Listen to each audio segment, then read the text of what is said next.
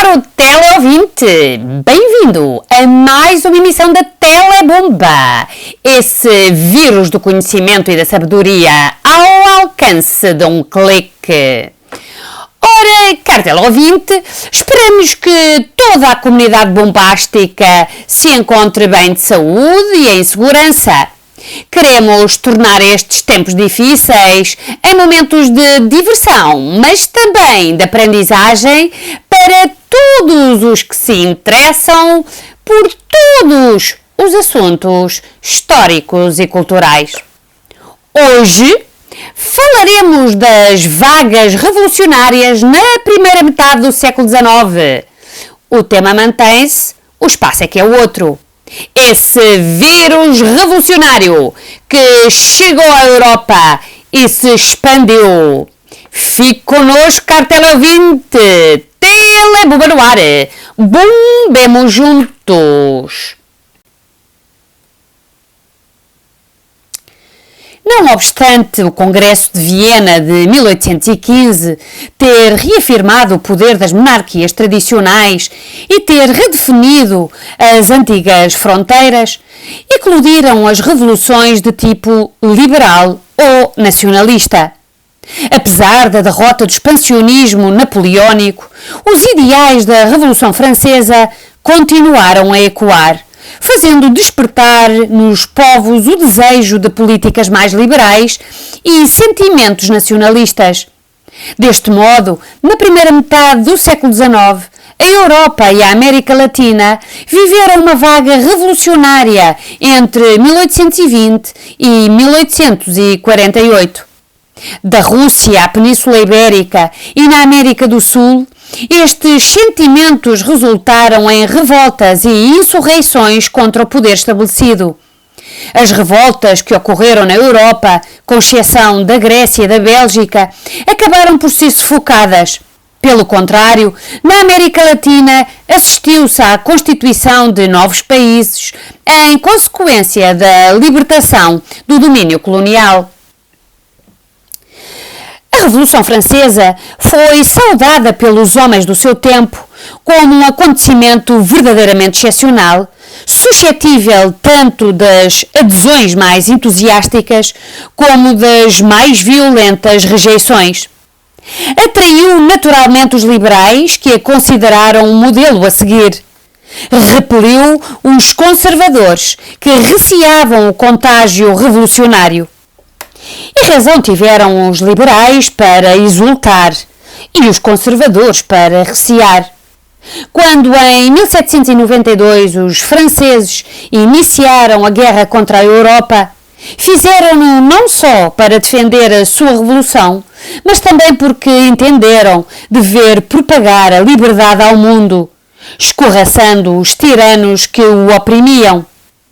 Depressa, porém, a guerra de libertação se transformou em guerra de conquista, com a política expansionista da Convenção e do Diretório.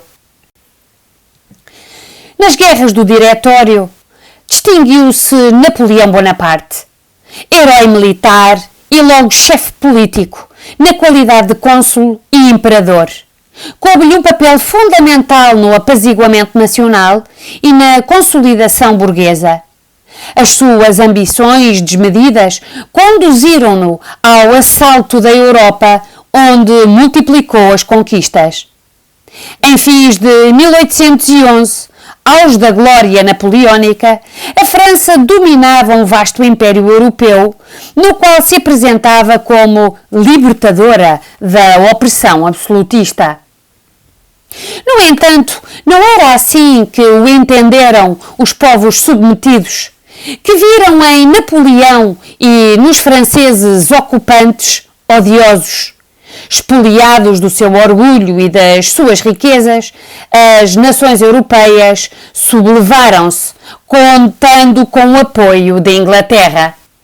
As imagens que estamos a ver são autênticas sátiras ao poder e à figura de Napoleão. Aqui, numa caricatura, na fase final da vida política de Napoleão, sozinho, sonhando o domínio do mundo e em plena agonia. A França, durante o período napoleónico, conheceu uma fase de conquista territorial, que se estendeu da Península Ibérica à Rússia. Não obstante, o sonho expansionista de Napoleão Bonaparte teve o seu fim devido às derrotas sucessivas dos seus exércitos, em especial na campanha da Rússia em 1812 e na Batalha de Waterloo em 1815. Terminado esse período de expansão, os ideais da Revolução Francesa permaneceram vivos, pois tinham sido propagados por toda a Europa desde os finais do século XVIII. Para além da sua difusão através de livros, de panfletos e da imprensa, também as guerras, quer as do período revolucionário a partir de 1792, quer as napoleónicas após 1800, tiveram um papel determinante na expansão dos ideais revolucionários. De facto, a presença dos exércitos franceses contribuiu para que os povos, por um lado, valorizassem os ideais de liberdade, de igualdade e de fraternidade, proclamados após 1789, e, por outro lado, se unissem contra o domínio exercido pelos franceses, possibilitando o despertar de sentimentos nacionalistas. A derrota de Napoleão Bonaparte permitiu que as potências vencedoras, Áustria, Rússia, Prússia e Inglaterra, restaurassem a antiga ordem, que regulava a Europa, de modo a garantir a legitimidade e autoridade das monarquias, baseadas na hereditariedade da coroa, bem como o equilíbrio entre as potências. Foi com este objetivo que, em 1814 e 1815, se reuniu o Congresso de Viena, onde estiveram representadas as nações vencedoras e também a França.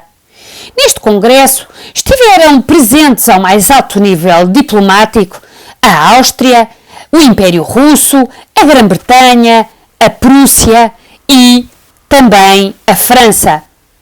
Portugal também esteve presente nas negociações, sobretudo para defender os interesses coloniais na América e poder eventualmente beneficiar da redefinição das fronteiras das colónias francesas.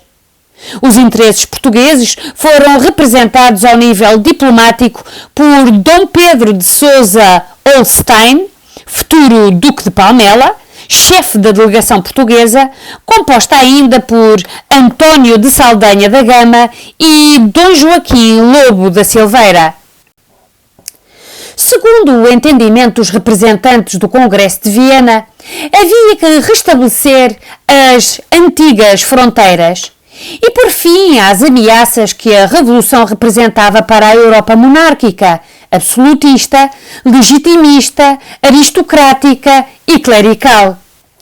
As potências vencedoras pretendiam não só traçar um novo mapa da Europa, que estamos a ver, como também engrandecer o poder dos seus Estados e ainda pôr termo aos ideais revolucionários como forma de evitar o ressurgimento do radicalismo que tinha marcado a França a partir de 1792 e que culminara com a execução do rei Luís XVI. Foi neste contexto que, para combater o perigo revolucionário, surgiu a Santa Aliança, assinada entre a Rússia, a Áustria e a Prússia, ficando a Inglaterra deliberadamente à margem, por um lado, pelo facto de não se rever numa aliança marcadamente absolutista, e por outro, porque o pragmatismo político afastavam-na das invocações de cariz religioso constantes do texto do tratado.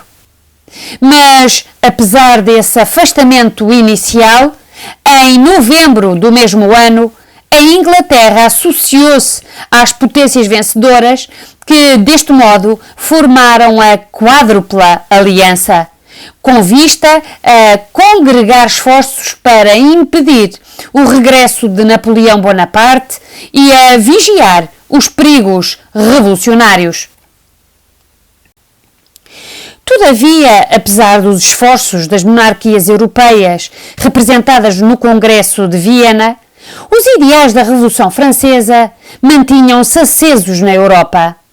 Entre os princípios divulgados, destacam-se a ideia de criar uma república una e indivisível, os princípios da soberania popular, a vontade de pôr fim às instituições do antigo regime, a defesa da separação dos poderes políticos, a valorização dos direitos e liberdades do indivíduo e a soberania da nação. Foi, portanto, com base nestes princípios que se criaram condições políticas e sociais na Europa para que surgissem ondas revolucionárias de tipo liberal ou de tipo nacionalista. Enquanto as revoluções liberais procuravam alterar o regime político, dotando os países de instituições representativas e de constituições, as revoluções nacionalistas pretendiam libertar os povos do domínio imperial, valorizando a consciência e a identidade nacionais, inspirada nos seus valores históricos particulares, nacionais, e na afirmação da sua identidade e diversidade face ao poder imperial dominador. Assim, na primeira metade do século XIX, foram 3 as ondas revolucionárias de natureza liberal e nacionalista que ocorreram na Europa e na América Latina. 1820, 1830 e 1848. A primeira vaga revolucionária compreendeu a década de 1820. Na Europa, os movimentos revolucionários de cariz liberal tiveram lugar em vários reinos. Em Espanha, em 1820, onde o rei Fernando VII foi obrigado a adotar a Constituição de 1812, que havia sido revogada em 1814. Em Nápoles, em 1820, no Piemonte, em 1821 e em Portugal, em 1820, e traduziram-se na adoção de constituições. No entanto, estes movimentos liberais acabaram posteriormente por ser reprimidos pelos poderes absolutistas. Na Rússia, em 1825, assistiu-se a uma tentativa fracassada de substituir o regime autocrático do czar Nicolau I. Na Grécia, em 1821, surgiu uma revolta de cariz nacionalista. Os gregos revoltaram-se contra o domínio otomano e, com o auxílio da França, da Inglaterra e da Rússia, conseguiram a sua independência. Na década de 20 do século XIX, assistiu-se ainda a movimentos independentistas na América Latina, de cariz nacionalista, que visaram a libertação dos povos do domínio colonial português e espanhol. Em consequência da instabilidade provocada nos reinos ibéricos, pelas guerras napoleónicas e devido à difusão dos novos ideais propagados pela Revolução Americana na América do Sul, bem como pela Revolução Francesa, as colónias americanas iniciaram o seu processo de emancipação. Neste sentido, assistiu-se ao nascimento de novos países na América Latina e à independência do México. A segunda vaga revolucionária ocorreu na década de 1830. Na Europa, as revoltas liberais fizeram-se sentir em França, em 1830, onde, após uma tentativa de reposição do poder absoluto por parte de Carlos X, assistiu-se a uma insurreição liberal que levou à sua abdicação, num movimento que ficou conhecido como Três Gloriosos e que resultou da sua substituição por Luís Filipe de Orleans, defensor dos ideais liberais, que subiu ao trono com o título de Luís Filipe I, rei dos franceses e que acabou por ser o último rei da França. Da França, a onda revolucionária difundiu-se para a Alemanha e Itália, cujas revoltas foram, no entanto, esmagadas pelo absolutismo austríaco. No caso da Itália, a revolta foi simultaneamente política e nacional, na medida em que, para além da tentativa de estabelecer regimes constitucionais nos ducados de Parma e Modena, procurava-se criar uma república italiana unida e livre. A insurreição italiana teve como membro mais destacado Giuseppe Mazzini, líder do movimento Jovem Itália, precursor da unificação italiana. As revoltas nacionalistas aconteceram igualmente na Bélgica e na Polónia. Porém, enquanto a Bélgica conseguiu a independência face à Holanda, os nacionalistas polacos viram a sua revolta sucumbir quando o exército russo invadiu a Polónia em 1831 e pôs fim aos desejos de emancipação. A terceira e última vaga revolucionária ocorreu em 1848, quando aquilo que em 1789 fora o levantamento de uma só nação parecia ser agora a primavera dos povos de todo um continente, como refere o historiador Hobsbawm em 1992. De facto, durante a Primavera dos Povos, assistiu-se a ondas revolucionárias quase por toda a Europa. Em França, a monarquia constitucional de Luís Filipe I foi abolida. A Segunda República Francesa foi instaurada e Luís Napoleão foi eleito presidente da França em dezembro de 1848 por sufrágio universal masculino. Na Itália, ainda que tenha sido proclamada em 1849 uma República Romana, esta insurreição acabou por sucumbir devido à intervenção austríaca que repôs o absolutismo. Em Viena surgiram também revoltas inspiradas na Revolução Francesa e que clamaram por um governo mais liberal. Não obstante, as forças imperiais austríacas permaneceram fiéis à coroa, tendo os rebeldes sido executados. Depois do exército ter controlado o poder, o imperador Fernando I abdicou a favor do sobrinho, Francisco José, que governou de forma autocrática e centralizadora. Os húngaros e os checos, povos submetidos ao domínio do Império Austríaco, reclamaram a autonomia. Em 1849, os húngaros proclamaram uma república, tendo as tropas do Império, auxiliadas pelos russos, posto fim à rebelião. Em Praga, após o Congresso Pan-Eslavo, surgiu a exigência de que os povos do Império Austríaco tivessem igualdade de direitos, o que fez emergir sentimentos nacionalistas entre os checos.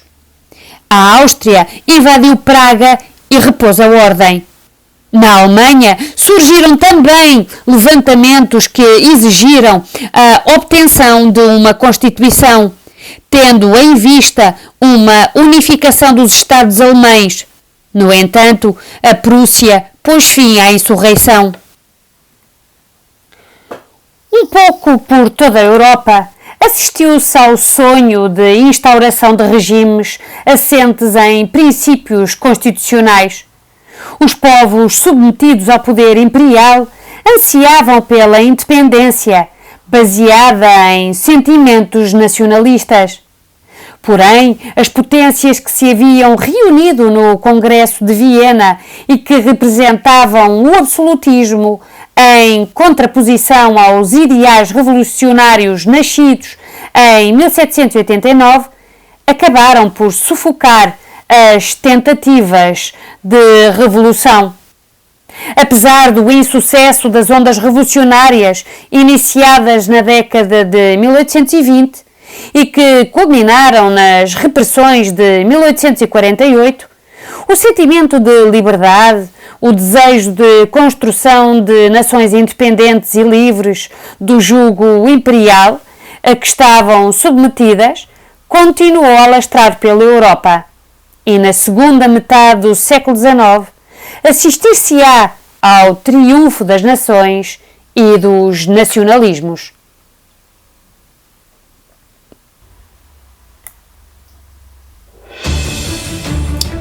Foi assim, caro teleouvinte, com emoção, com revolução, com porrada, que acabamos mais uma emissão da Telebumba. Esperamos que tenha sido do agrado, esperamos que tenha saído mais instruído e esperamos também que tenha sido uma rica companhia.